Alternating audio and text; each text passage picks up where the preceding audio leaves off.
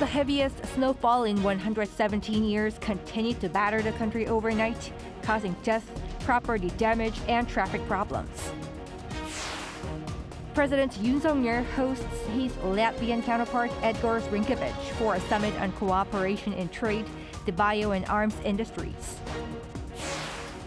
The Bank of Korea makes a surprise decision to cut its key rate once again by 25 basis points to tackle signs of an economic slowdown. It's November 28th, 8 p.m. in Seoul. This is Newscenter. Thank you for joining us. I'm Yoon Min. We start with the record-breaking snowfall in the nation, which has led to casualties, traffic disruptions, and flight cancellations. An Song-jin has the latest. After heavy snowfall swept through South Korea this week, most areas saw the snow ease up in the daytime, though some regions may see snow or rain throughout the evening. Early on Thursday morning, according to the Seoul weather station, snow piled up to 28.6 centimeters in parts of the capital. That's the third largest snowfall Seoul has seen in around a century. Yesterday was the first snow and it was really pretty, so I took a lot of photos. But today, the public transportation was so delayed, I had a hard time commuting. I'm kind of glad it stopped snowing as well, because yesterday was super cold, and I'm glad that the streets are cleared up and we get to walk on dry land.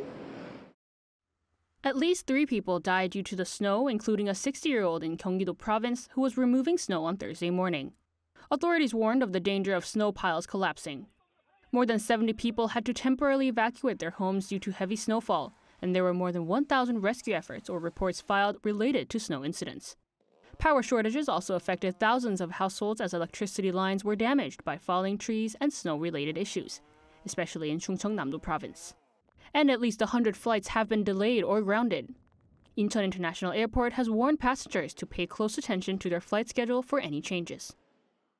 People have been clearing the snow throughout the entire day, and most of the streets in the city have been swept. But as the snow begins to melt and refreeze, pedestrians should watch out for icy patches on the road. The heavy snow warning, which had been issued across Seoul, was lifted as of 10 a.m. Thursday. But some provinces may see snow or rain until Friday. The government and local governments will remain on alert for any further incidents. An Song-jin, Arirang News. President Yoon hosted his Latvian counterpart earlier today to discuss bilateral ties amid Korea broadening its diplomatic horizon. Our presidential office correspondent Kim Do-yeon has the details. South Korea and Latvia are looking to strengthen general bilateral ties. This as President Yoon hosted Latvia's President Econ Rinkēvičs on Thursday, as South Korea became the Latvian head of state's first Asian nation to visit since its inauguration, with a working visit to Seoul. According to the presidential office, the two leaders spoke on collaborating on various fronts, including the biosector, trade and investment, and national defense. As for the bio industry, President Yoon expressed his desire for Korean healthcare companies to work with Latvia's pharmaceutical companies, as the European nation is known for its manufacturing capacity in the sector. President Rinkēvičs responded that he hoped Latvia could be the bridge to the European market for South Korean pharmaceutical companies. In terms of the arms industry, the two agreed that South Korea could be a good partner for Latvia as it looks to strengthen its national defense capacities, as South Korea is a reliable security partner. And as two like-minded nations, the leaders raised concerns over the rise in fake news and cyber threats using AI and pledged to work together against this.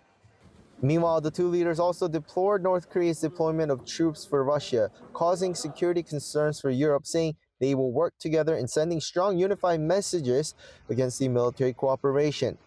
The Latvian president showed support for Seoul in condemning North Korea's recent provocations, and the two agreed to respond together against them. Kim Do-yeon, Arirang News. Controversy lingers over the recent memorial service to remember the victims of wartime forced labor at the former Sado mines in Japan. Today, the nation's foreign minister was present at the National Assembly. Our foreign affairs correspondent Bae Eun-ji explains. South Korea's foreign minister addressed public criticism over Japan's memorial ceremony for Korean wartime forced labor victims and vowed to take full responsibility. In an assembly session on Thursday, he said not participating in the event was an inevitable decision, as Japan failed to fulfill the commitments it made in July upon the UNESCO listing of the Sado mines. Our government will continue to raise this issue at the World Heritage Committee as a matter concerning the implementation of the agreements. But lawmakers from the rival parties strongly criticized the way the government handled the situation. A Democratic Party lawmaker showed frustration, saying that the agreement made in July was not a meaningful one in the first place. The agreement in July falls far short of Koreans' expectations and demands. But because the government kept saying it was well done, it ended up being presented as if Japan broke some kind of major promise. This is why the situation is now being evaluated as a diplomatic disaster. Even ruling People Party lawmakers criticized the government's passive response on the matter. This is because we relied on Japan's goodwill, and because we were engaged in negotiations just for the sake of negotiating. We were negotiating just to finish the negotiations, and this is why we were deceived this time, as we were in the past. The former gold mines located on Sado Island off Japan are where at least 1,500 Koreans were forced to work under harsh conditions during Japan's colonial rule from 1910 to 1945. Japan managed to register the controversial mines as a UNESCO World Heritage Site in July after Seoul accepted Tokyo's promise to reflect the mine's full history, including the abuse of Korean laborers. Upon listing, Japan promised to hold memorial services at the site annually to remember all the laborers who had to work in the Sado Island gold mines. After months of negotiations, the two countries agreed to hold their first such memorial on Sunday, before South Korea suddenly announced that it would not attend the event, saying it had been impossible to settle disagreements between the two governments. Japan went on to hold the event despite South Korea's last-minute boycott, but made no mention of how Koreans were forced to work under such brutal conditions, and did not issue an apology, leading to public criticism in South Korea. 배은지, Arirang News.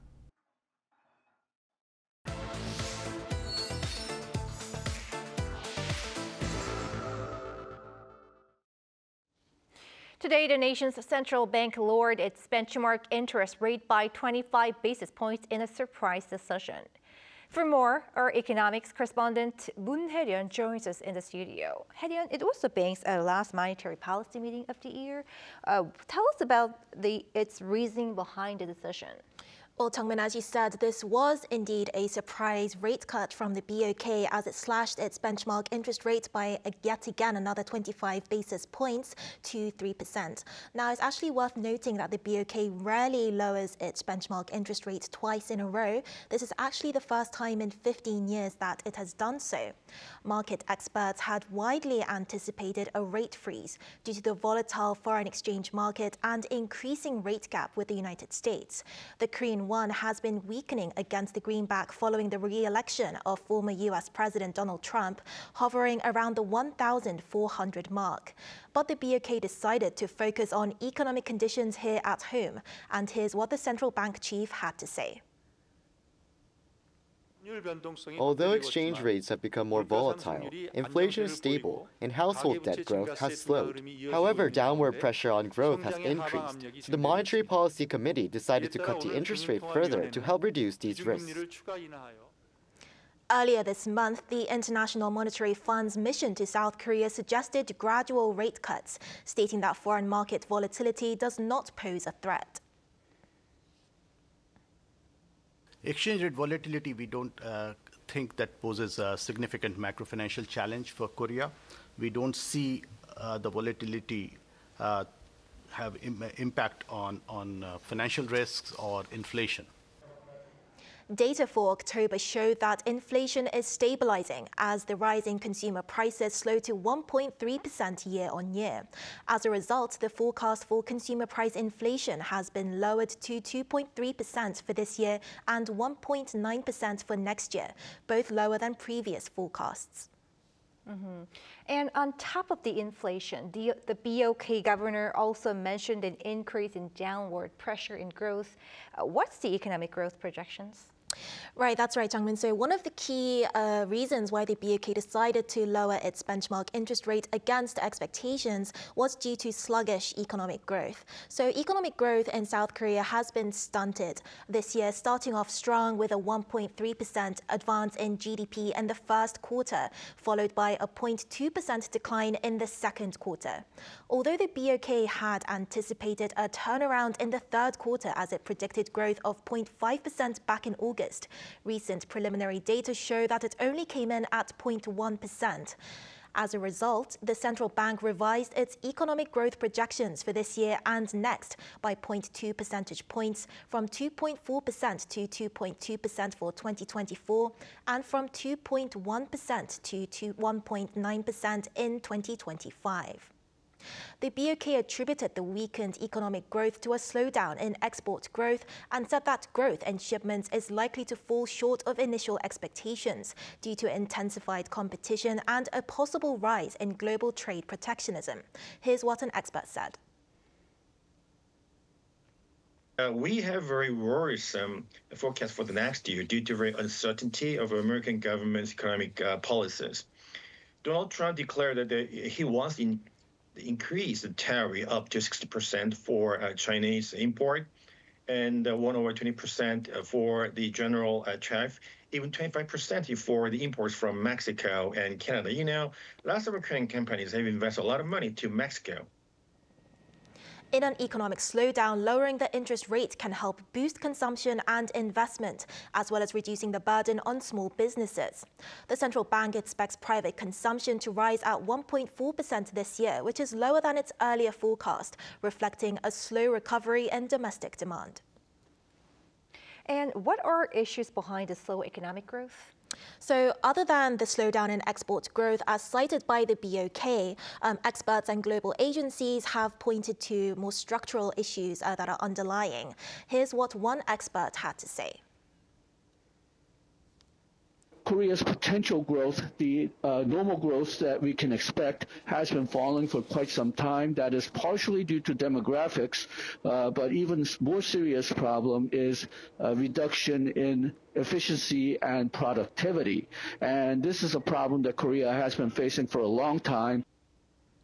With slow economic growth, there is now a larger possibility of further rate cuts in the near future, but experts warn of risks that these pose to the housing market and household debt. Right, Hyundai, thanks for the updates and analysis. Thank you for having me.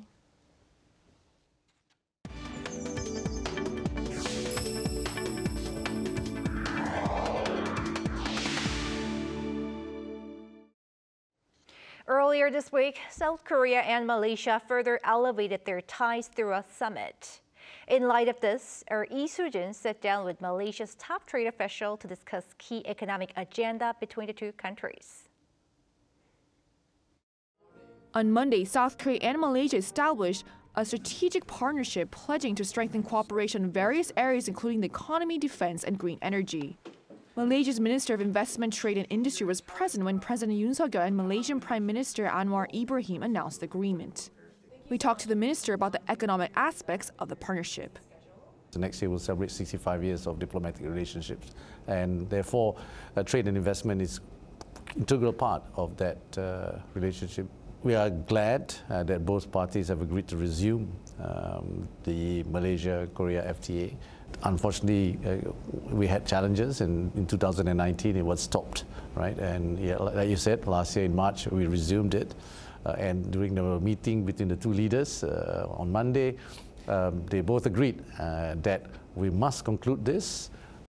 So you mentioned there are also, there's roadblocks as there is to any FTA talks. What are some concerns that need to be addressed before we finalize the agreement? Both countries will have industries who are concerned about competition that may not be seen fair. And I think we have explained to the relevant industries that actually it is not a zero-sum game. We can agree between the two parties, we open up more tariff lines or reduce tariff, because at the end of the day, we feel that it's going to be a win-win.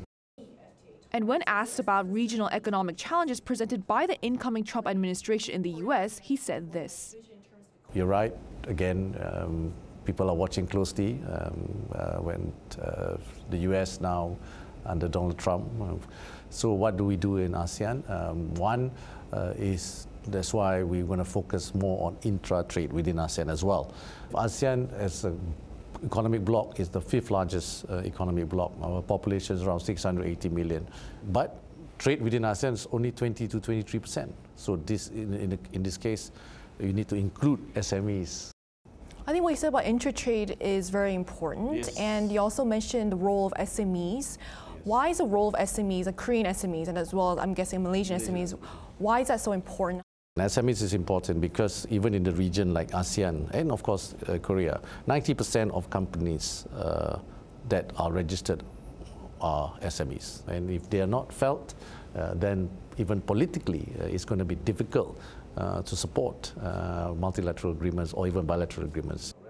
And under the theme of inclusivity and sustainability, he said next year's ASEAN summit hosted by Malaysia is expected to boost SME involvement and strengthen supply chain resilience across all Southeast Asia's economies. Lee Soo-jin, Arirang News.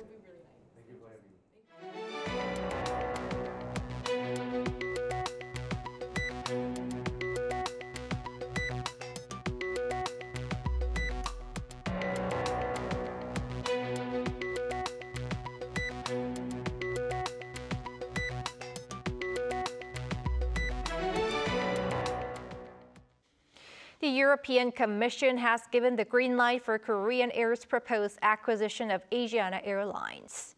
According to Korean Air on Thursday, the European Commission concluded its review and approved the takeover of Asiana Airlines. The $1.1 billion deal was first initiated in 2020.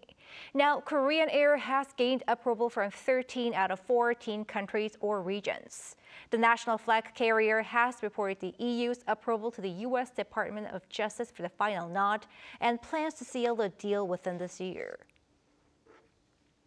Over in the Middle East, displaced residents in Lebanon have begun returning to their hometowns at hours after the 60-day truce between Israel and Hezbollah began. Choi Min-jung has more.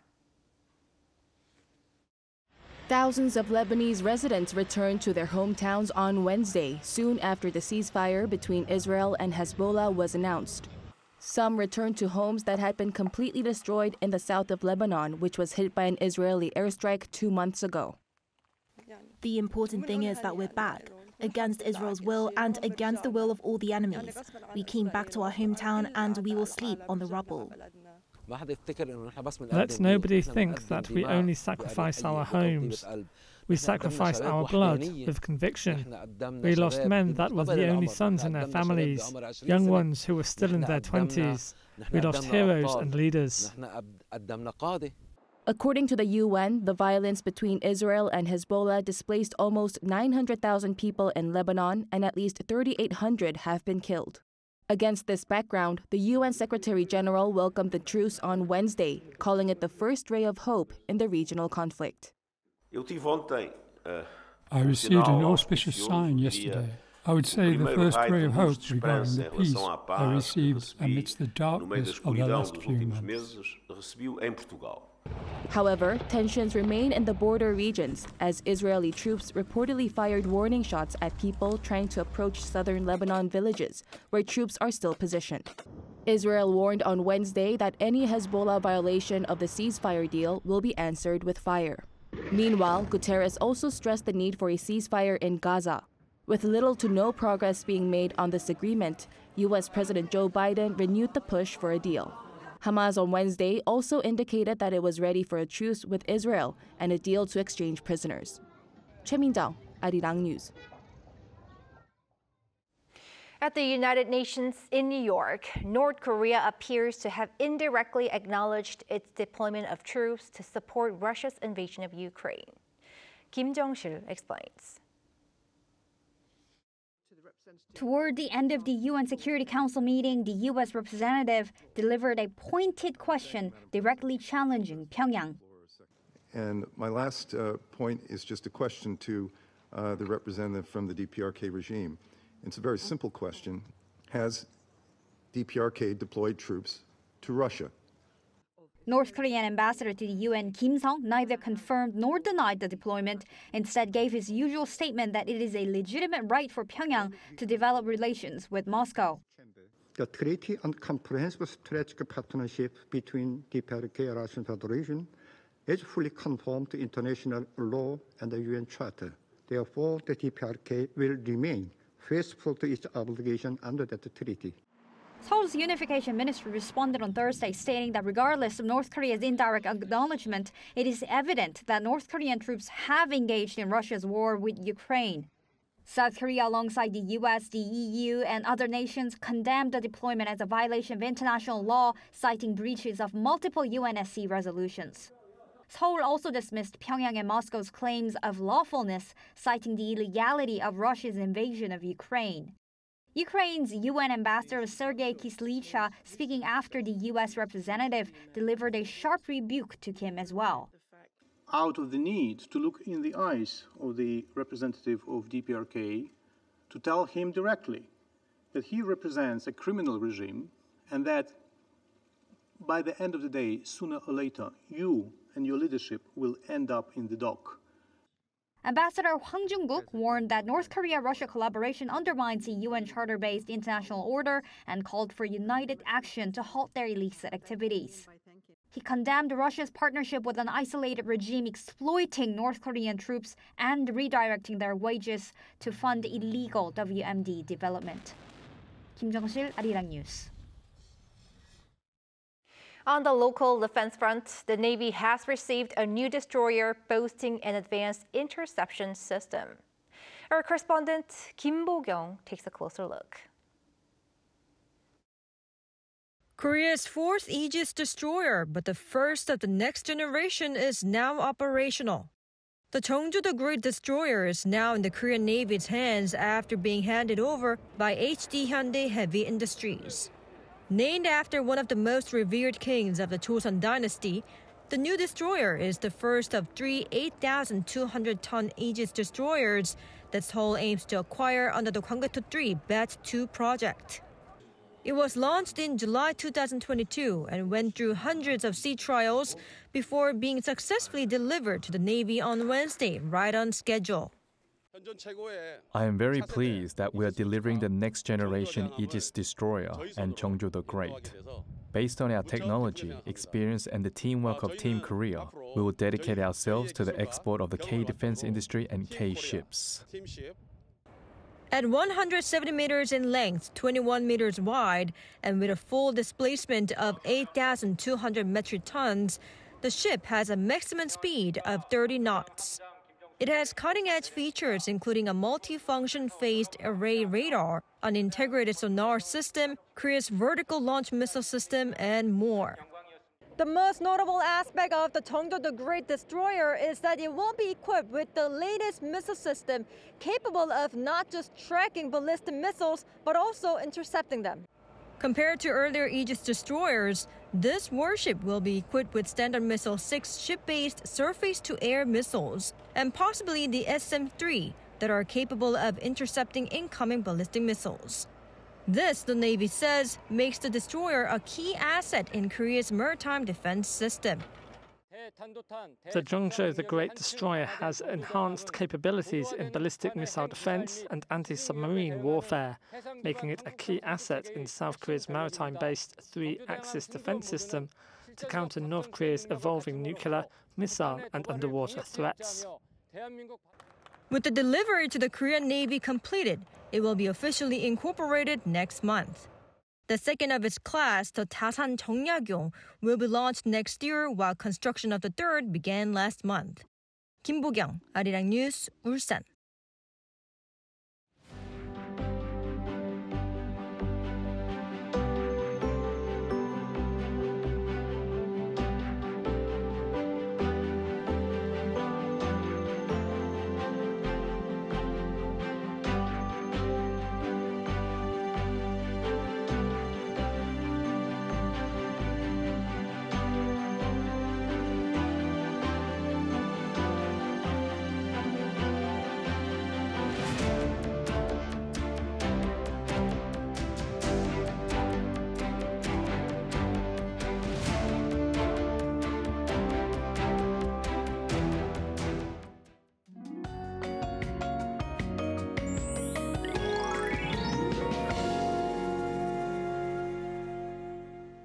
The freezing cold continued during the day. Melted snow is expected to freeze again overnight, with more snow is forecast across the country.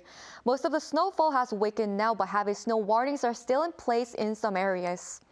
As for the amount of snow, up to 15 centimeters of more snow will fall on Jeju Island, up to 10 centimeters in southwestern parts of Gangwon-do province, and up to 8 centimeters in southern parts of Gyeonggi-do province and northern parts of Chungcheongbuk-do province today. Snow in the Seoul metropolitan area and western parts of Gangwon-do province will mostly stop tonight. It will snow from tomorrow afternoon to tomorrow night, but the snowfall will be up to 5 centimeters.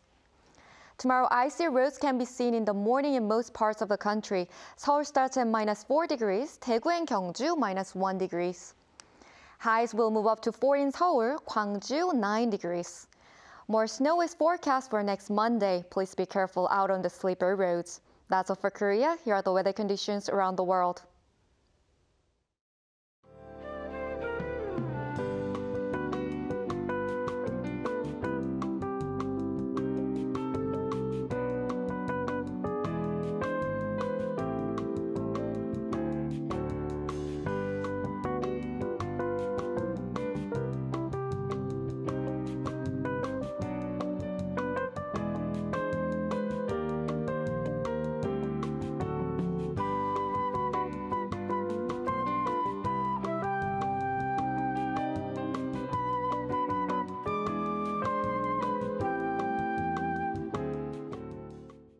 And that is Newscenter for tonight. Thank you for watching. A panel session up next.